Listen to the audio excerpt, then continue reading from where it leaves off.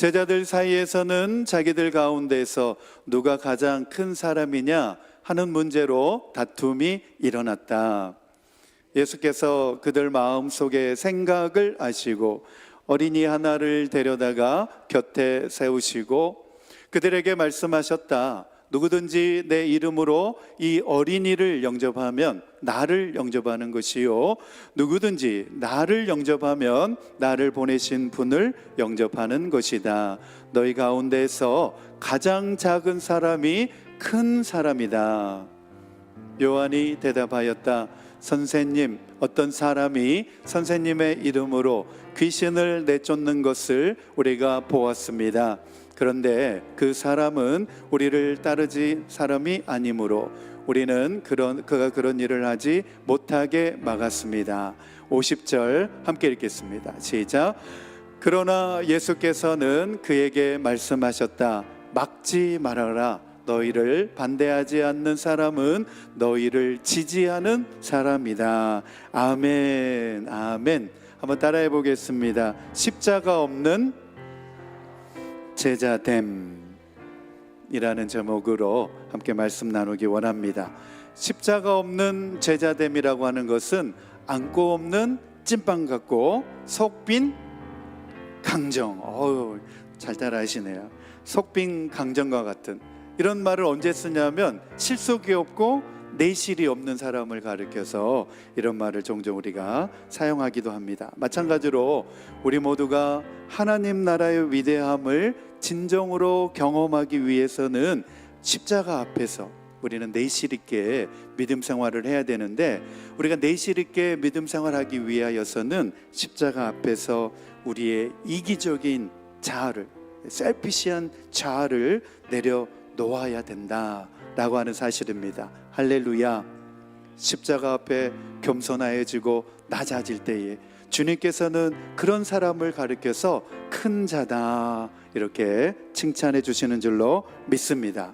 그렇게 될 때 비로소 우리가 진정한 영적 성장과 참된 존귀함을 하나님으로부터, 예수님으로부터 받게 되어지는 것입니다. 한국 교회가 많이 몸살을 앓고 있습니다. 한국 교회가 90년대까지만 해도 예수 천당 불신 지옥을 외치면서 교회 예배의 주된 주제는, 설교의 주제는 천국과 지옥이었습니다. 예수 믿어야만 천국 가고 예수 믿지 않으면 지옥에 간다. 영원한 지옥의 그 고통에 빠지게 되어진다. 그런 설교의 주제가 주된 주제였습니다. 그러다가 2000년대에 들어서 교회 성장을 말하기 시작하면서 교회 외적인 성장에 주목하게 되어졌고, 또 번영신학이라고 하는 신학 흐름이 또 그 영향을 받아서 십자가와 같은 이러한 주제는 듣기 불편한 주제가 되었고, 성도들에게 부담스러운 주제라는 이유로 점점점 교회에서는 그 설교를 하지 않게 되었습니다. 그러면서 자연스럽게 교회는 십자가를 잃어버리게 되고 기복신앙에 빠지게 되었습니다. 축복만 구하는 그런 신앙에 빠지게 되었습니다. 그래서 교회는 점점 복음의 능력을 잃어버리게 되었고, 내실은 없고 외적 성장만 추구하는 그런 교회들로 함몰되어 버렸습니다. 누가 더 큰 교회를 세우느냐, 누가 더 많이 모이느냐, 누가 더 교회가 헌금을 많이 하는, 예산이 많은 교회가 되느냐, 그런 외적인 성장의 결과에만 연연하게 되는 나머지 교회는 영적 능력을, 영성을 상실하게 되었습니다. 여러분, 자기 부인과 십자가의 길은 세대가 변해도 결코 변하지 않아야 될, 우리가 붙잡아야 될 복음의 핵심인 줄로 믿습니다. 십자가의 복음, 그리고 자기 부인의 이러한 주제는 복음의 중심이 되는 주제입니다. 예수님께서 짊어지신 십자가는 사실 죄인들을 처형하는 사형틀이었습니다. 가장 낮은 그러한 자리에 불과했지만 하나님께서는 예수님을 그 십자가로 승리하게 하심으로 가장 높이 들린 영광의 자리에 예수님을 올려주신 줄로 믿습니다. 이것이 바로 빌립보서 2장에 나오는 핵심 주제입니다. 예수님의 비하되심과 승귀하심. 예수님은 자신을 십자가로 낮추심으로, 죽기까지 복종하심으로써 낮아지셨지만 하나님께서는 십자가로 예수님을 높여주신 줄로 믿습니다. 예수님을 영화롭게 하고 영광의 자리에 예수님을 앉혀주셨습니다. 마찬가지로 예수님께서 낮아지심으로 높아지셨듯이 우리도 자기를 부인하고 십자가의 길을 따를 때에 하나님께서 우리를 높여주시고 하나님의 영광을 경험하게 해주실 줄로 믿습니다. 오늘 말씀 듣기 전에 같이 한번 그렇게 기도했으면 좋겠습니다. 주님, 내가 높아지려는 마음을 내려놓고 섬김의 자리에서 겸손하게 낮아져서 주님을 섬기게 하시고 성도를 섬기게 하시고 교회를 섬기게 하여 주옵소서. 우리 소리내어서 한 1, 2분 정도 주여 한번 부르시고 기도하겠습니다. 시작. 주여. 주님, 그렇습니다. 십자가의 복음을 붙잡게 하여 주옵소서. 복음의 능력을 회복하게 하여 주옵소서. 예수님의 낮아지심을 바라보게 하여 주옵소서. 세상적인 가치에 흔들리지 않게 하여 주옵소서. 오늘도 우리는 주님이 걸어가신 그 십자가의 길을 따라가는 주님의 참된 제자들이 되게 하여 주시고 이 시대에 주님을 따르는 우리 서울 장로교회가 되게 하여 주시옵소서. 다시 한번 십자가의 능력, 복음의 능력을 회복하게 하여 주셔서 이 시대에 하나님이 찾으시는 성도들, 하나님이 찾으시는 교회가 바로 우리 서울 장로교회가 되게 하여 주시옵소서. 주여, 주님께서 낮아지심으로 하나님께서 높여주셨던 것처럼 우리도 예수님의 십자가의 도를 우리 마음에 새기고 낮아지며 섬김의 자리에 있게 하여 주시옵소서. 우리 모든 서울 장로교회 성도님들이 겸손하게 섬기는 자리에 아버지 있음으로 말미암아 하나님께서 높여주시는 아버지 하나님 성도들 다 되게 하여 주옵소서. 하나님께 높임을 받는 우리 귀한 성도님들 되게 하여 주시옵소서. 오늘도 말씀 듣기 원합니다.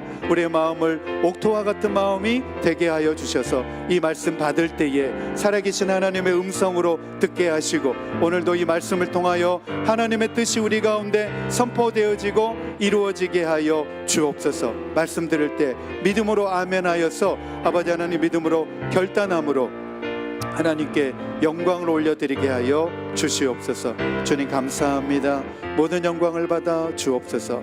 이 모든 말씀을 예수님의 이름으로 기도드립니다. 아멘, 아멘. 우리는 계속해서 누가복음의 말씀을 살펴보고 있습니다. 가이사랴 빌립보에서 베드로가 예수님께 대하여서 주는 그리스도이십니다, 하나님의 그리스도이십니다, 살아계신 하나님의 아들이십니다, 이런 신앙 고백, 위대한 신앙 고백을 예수님께 드렸습니다. 그러므로 말미암아 이 신앙 고백을 토대로 해서 이제 예수님의 길은 예루살렘으로 향하여져 있습니다. 예루살렘의 십자가의 길로 향하고 있습니다. 그런 가운데에 지금 이 말씀이 진행되어지고 있는데 베드로의 신앙 고백을 기점으로 해서 우리는 예수님을 따르는 제자도가 무엇인지에 대해서 계속해서 한 3주간에 걸쳐서 살펴보고 있습니다. 우리가 믿는 성도라고 하는데 믿는 성도란 누구냐? 예수님을 따르는 예수님의 제자들인 줄로 믿습니다. 예수님을 우리가 올바로 따르기 위하여서는 오늘 말씀을 우리가 잘 귀담아 들어야 되는데 불과 일주일 전만 해도 예수님께서는 제자들에게 이런 말씀을 하셨습니다. 누가복음 9장 23절에 나오는데 아무든지 나를 따라오려거든 자기를 부인하고 자기 십자가를 지고 나를 따를 것이니라. 예수님을 따를 때 자기를 부인하지 않으면 따를 수 없다는 사실이 그 역설적인 의미로 그 속에 들어 있습니다. 그래서 제자들에게 자기를 부인하고 주님을 따를 것이니라, 따를 것이라 이렇게 가르치셨습니다. 그리고 얼마 지나지 않아서 예수님은 예수님을 따르겠다라고 대답한 그 제자들에게 예수님의 고난과 죽음에 대하여서 두 차례 말씀해 주셨습니다. 지금 예루살렘을 향하여 가는 길에, 그리고 궁극적으로 예루살렘에서 예수님께서는 사람들에게 붙잡혀서 십자가에 못 박혀 죽을 것이다 라고 하는 사실에 대하여서 제자들에게 두 번에 걸쳐서 말씀을 해 주셨습니다. 그럼에도 불구하고 제자들은 가장 큰 사람이 누구냐, 예루살렘을 향하여 가는 길에, 주님과 함께 동행하면서 예루살렘을 향하여 가는 길에 그 길 노상 가운데서 누가 제일 큰 사람이냐, 누가 제일 으뜸이냐, 누가 예수님 앞에 인정받는 사람이냐, 더욱 인정받는 사람이냐 하면서 서로 다투고 싸웠다, 이렇게 성경은 말하고 있습니다. 여러분, 제자들은 누굽니까? 갈릴리 출신의 어부들입니다. 그 속에서 누가 높냐, 누가 더 크냐, 누가 더 인정받느냐, 말한들 도토리 키재기입니다. 도토리 키재기입니다. 그런데 제자들이 예루살렘을 향하여 나아가시는 예수님의 뒤를 따르면서 제자들끼리, 자기들끼리 누가 더 큰 자리를 차지할 거냐, 누가 더 예수님에게 인정받는 제자냐 하면서 다툼을 일으켰다는 것입니다. 누가 가장 큰 사람이냐, 이 질문은 단순한 호기심에서 발동된 생각이 아니라, 발상이 아니라, 예수님이 장차 예루살렘으로 가시면 메시아의 왕국을 세우실 것인데, 그 왕국에서 누가 가장 높은 자리에 앉을 거냐, 누가 가장 으뜸인 자리에 앉아서 예수님과 더불어 통치할 것이냐라고 하는 권력 욕심에 사로잡혀 있었다라는 사실입니다. 여러분, 예수님은 지금 예루살렘으로 향하여 가는 길은 십자가를 향하여 내려가시는 길이었습니다. 그러나 제자들은 예루살렘으로 향하는 길이 메시아 왕국을 향하여 올라가는 길을 바라보고 있었다고 하는 이러한 동상이몽의 생각을 가지고 있었던 것입니다.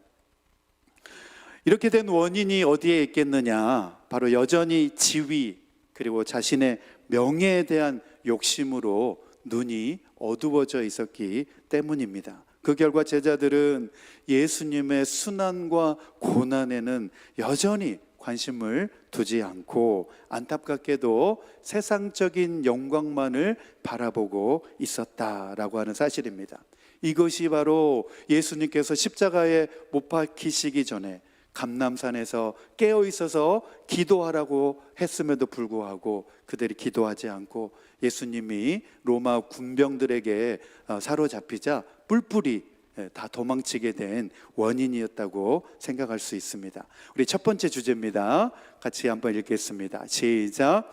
자기 중심적 욕망을 버리고 겸손히 자기를 낮추며 섬김으로 살아갈 때 비로소 그 삶 속에서 하나님 나라의 참된 위대함이 무엇인지를 깨닫게 됩니다. 아멘. 할렐루야.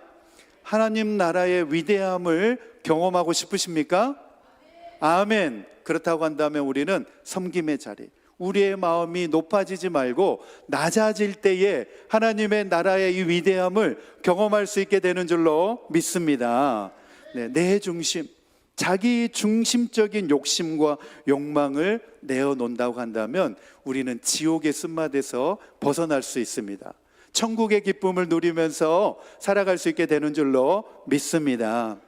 왜 우리가 기쁘지 않은가? 우리가 교회 생활을 하면서도 내 마음이 왜 지옥 같은 그런 경험을 하게 되어지는가? 여전히 내 중심적인 내 자아를 내려놓지 못하기 때문에 그렇다는 것입니다.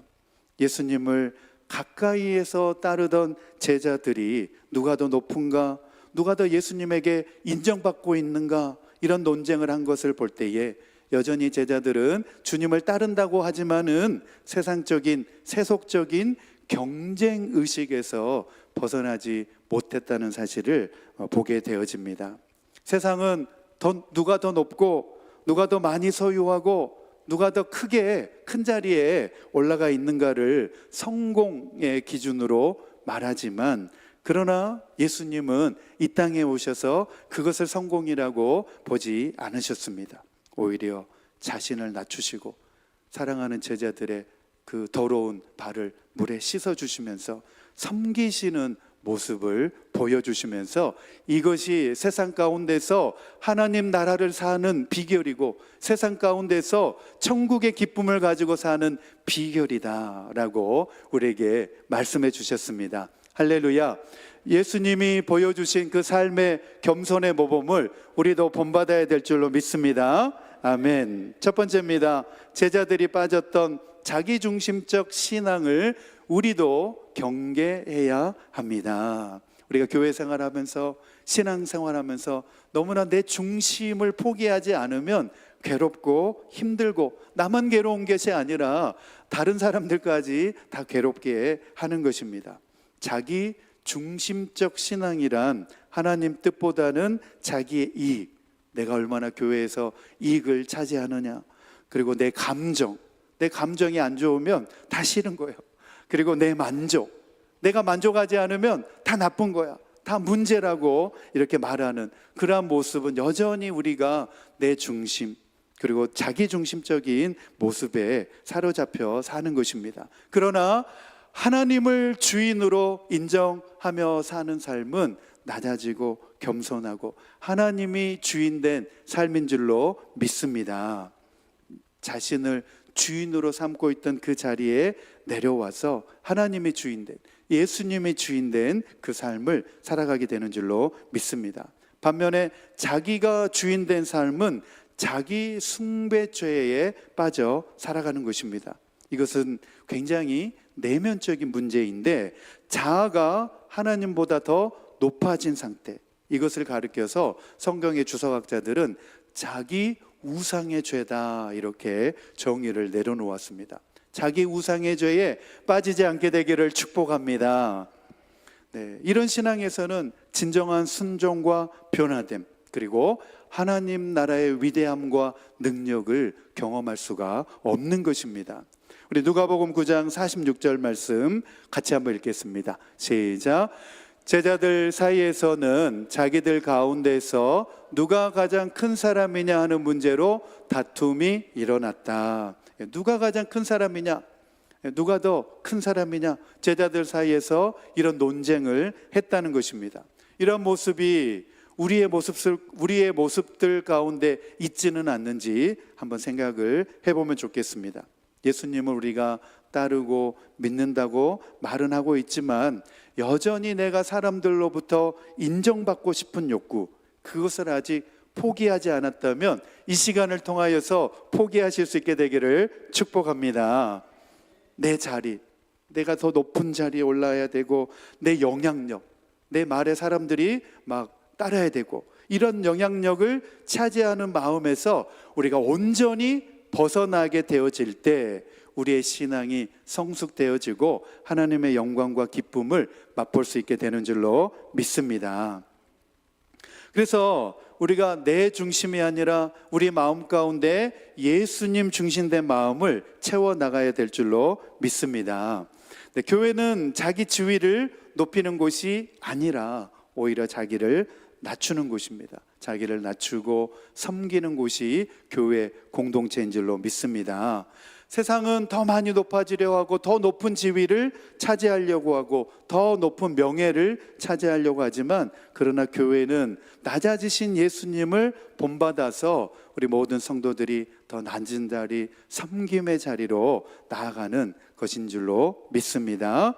두 번째로는 예수님은 참된 위대함은 세상과 정반대의 기준이었다, 이런 사실을 보여주셨습니다. 예수님께서 누가 더 높으냐, 누가 더 큰 자냐 이렇게 말하는 것을 보시고 제자들의 마음이 예수님이 말씀하신 섬김과는 거리가 너무나 동떨어져 있구나 라는 사실을 알게 되셨습니다. 그러면서 어린아이 하나를 데려오셔가지고 예수님 옆에 세우고서 말씀을 하십니다. 우리 48절 말씀 함께 읽겠습니다. 시작. 누구든지 내 이름으로 이 어린이를 영접하면 나를 영접하는 것이요, 누구든지 나를 영접하면 나를 보내신 분을 영접하는 것이다. 너희 가운데서 가장 작은 사람이 큰 사람이다. 아멘, 아멘. 이 말씀을 여러 번 읽으면서 왜 예수님께서는 어린아이를 데려다가 이 어린아이를 영접하면 나를 영접하는 것이다 말씀하셨을까? 여러 번 읽고 또 읽었습니다. 그러면서 이 말의 진정한 의미를 그 다음 이어지는 내용 가운데서 깨닫게 되었습니다. 네, 나를 영접하면 나를 보내신 분을 영접하는 것이다. 여러분, 하나님은 어떤 분이십니까? 이 온 우주를 창조하신 창조자이십니다.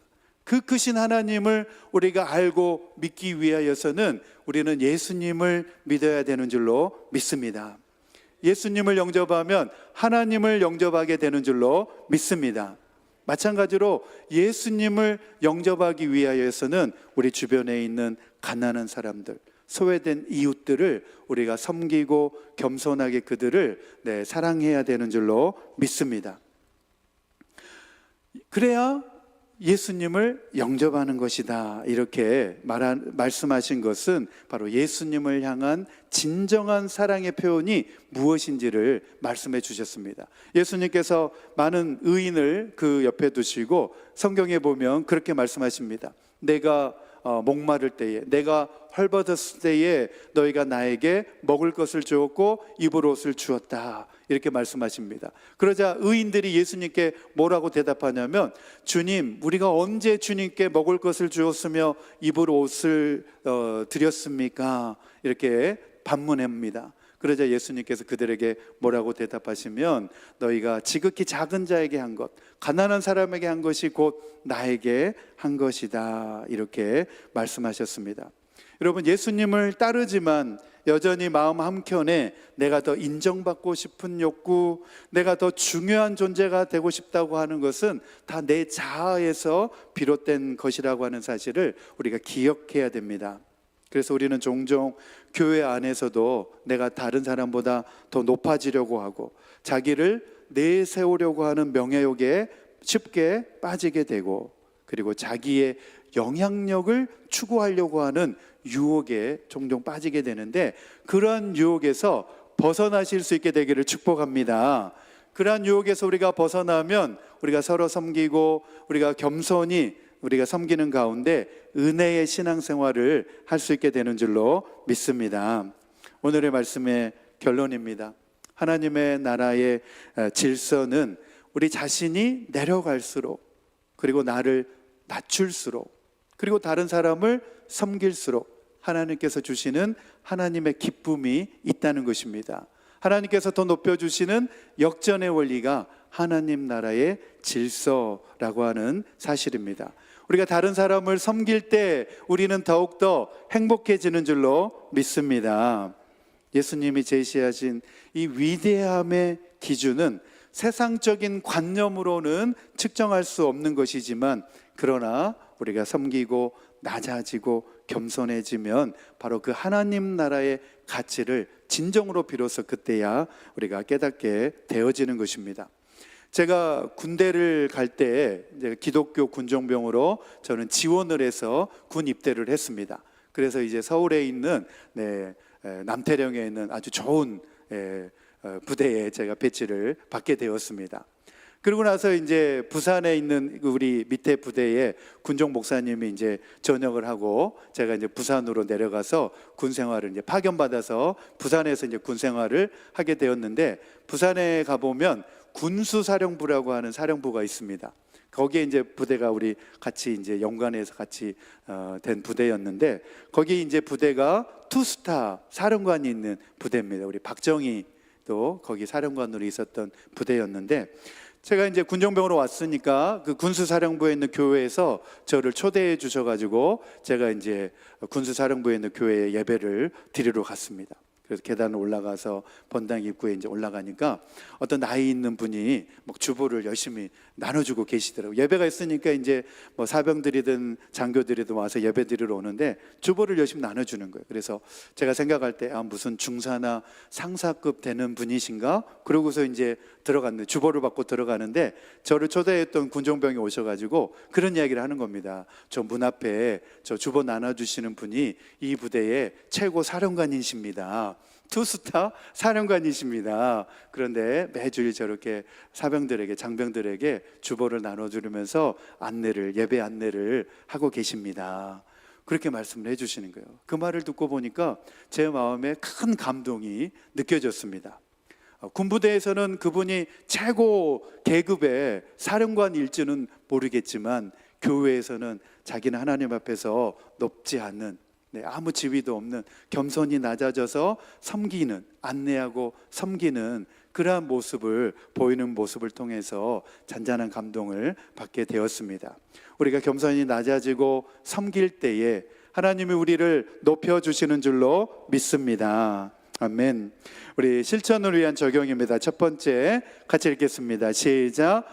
교회에서 직분이나 지위가 아니라 섬김의 자세로 주어진 사명을 감당하겠습니다. 아멘, 아멘. 섬기는 분이 참 귀한 분이십니다. 할렐루야.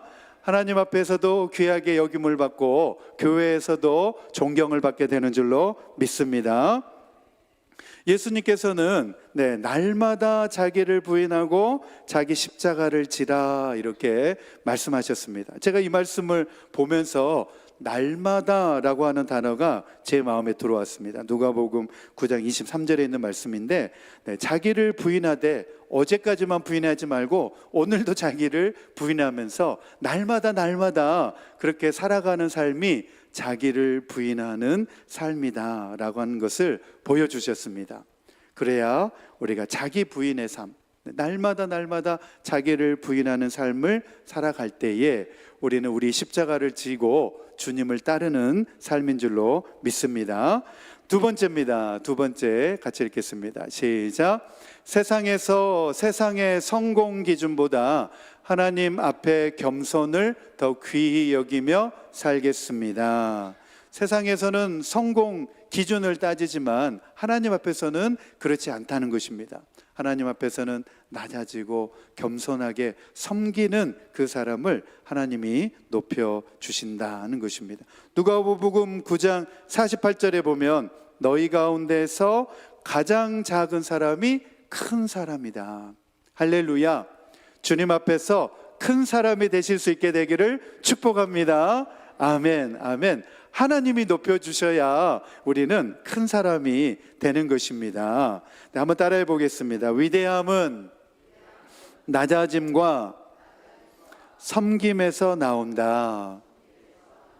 아멘, 아멘. 저도 우리 성도님들을 잘 섬기고 우리 모두가 다 함께 잘 섬겨서 주님이 우리를 높여주는 그런 모든 성도님들 될 수 있게 되기를 축복합니다. 아멘, 아멘. 오늘 말씀을 우리 정리하면서 오늘 우리 10월 우리 주제 찬양 부르면서 우리 믿음으로 함께 결단하겠습니다. 우리 10월 주제 찬양 나는 믿노라. 우리 찬양팀 나오시고 우리 함께 찬양하고 믿음으로 함께 결단하겠습니다.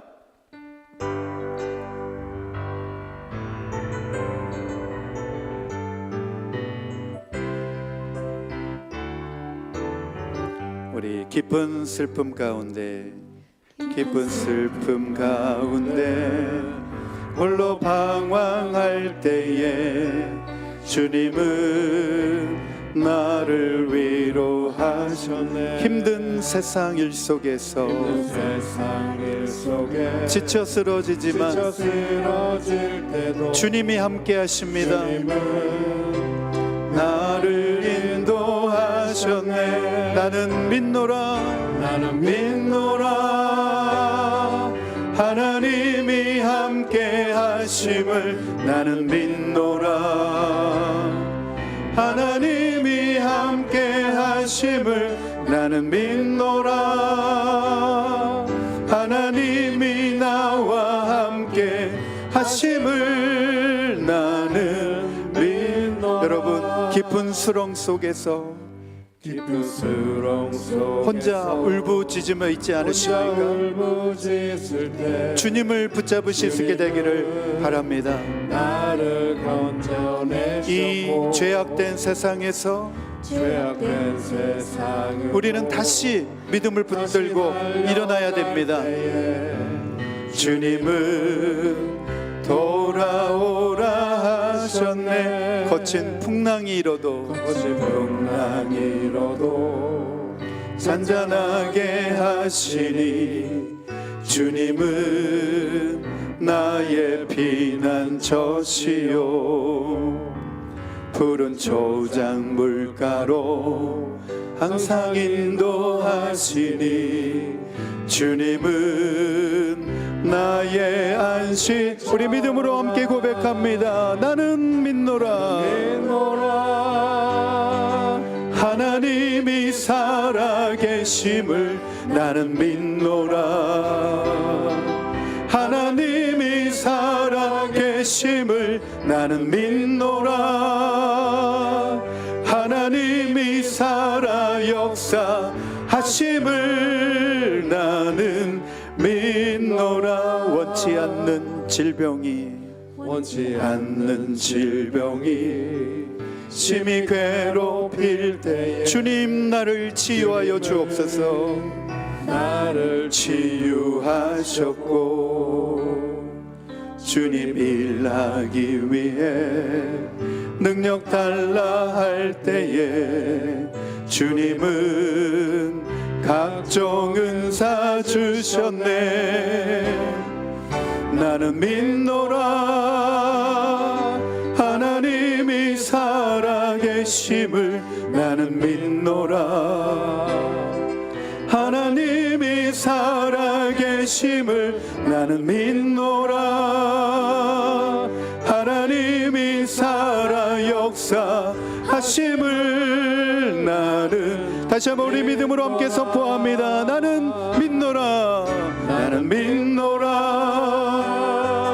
하나님이 살아계심을 나는 믿노라. 아멘 아멘. 하나님이 살아계심을 나는 믿노라. 하나님이 살아 역사하심을 나는. 우리 오른손을 높이 들고 고백합니다. 나는 믿노라. 나는 믿노라. 하나님이 살아계심을 나는 믿노라. 하나님이 살아계심을 나는 믿노라.